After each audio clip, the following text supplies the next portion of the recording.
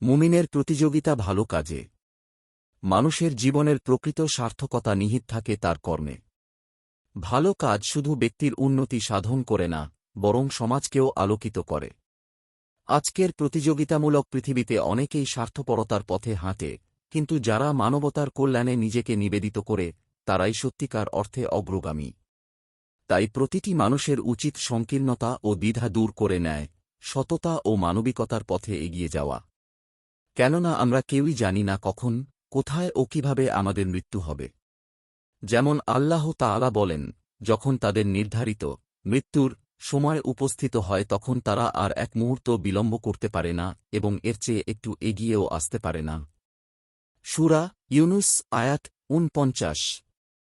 প্রতিনিয়ত আমাদের সামনে কত মানুষ সামান্য সময়ের ব্যবধানে সারা জীবনের উপার্জন সহায় সম্বল অর্থবিত্ত সব হারিয়ে নিঃস্ব হয়ে যায়।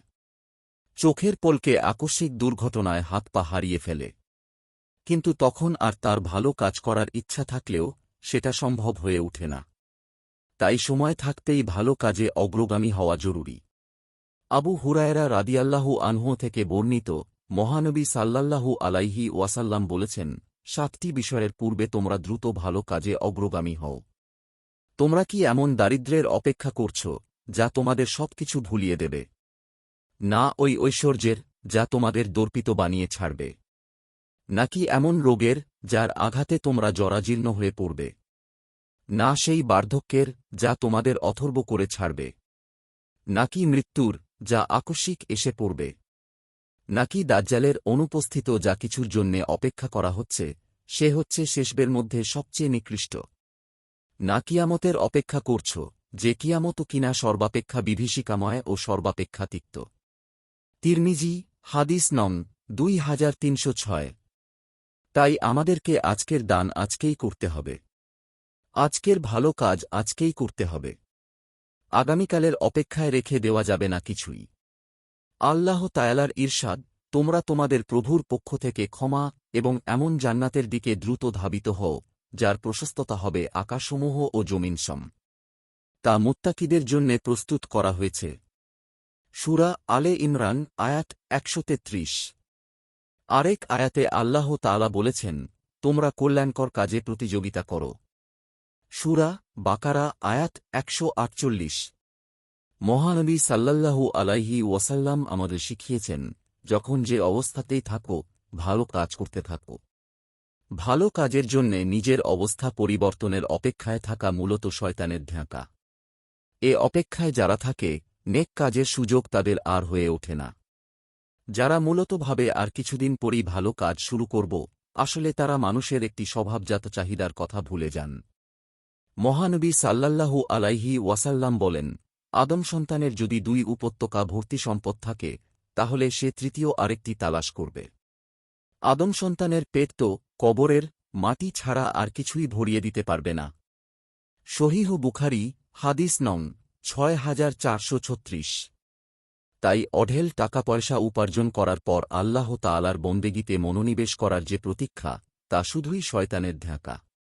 অল্প সম্পদ হাতে নিয়ে যে আল্লাহকে ডাকতে পারে না, সম্পদ বেশি হলে তার ইবাদত করার সুযোগ কোথায়? তখন তো বরং সম্পদের নেশা বেড়ে যাবে আরও বহুগুণে।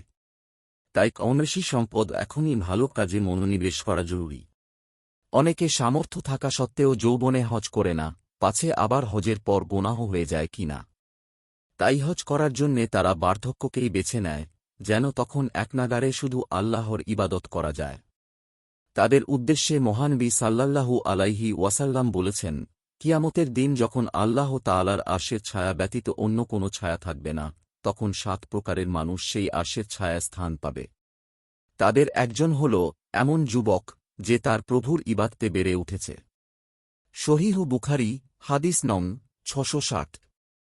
সুতরাং ভালো কাজ বিলম্ব করা কোনো বুদ্ধিমানের কাজ নয়। তাই যখন যতটুকু সম্ভব ভালো কাজ করে নিতে হবে। আজকের সুযোগ আজকেই কাজে লাগাতে হবে। আগামীকালের অপেক্ষায় থেকে এ সুযোগ নষ্ট করা যাবে না। মহানবী সাল্লাল্লাহু আলাইহি ওয়াসাল্লাম বলেছেন, ২টি নেয়ামত এমন, যাতে অনেক মানুষই ঢাকায় পড়ে আছে সুস্থতা ও অবসর।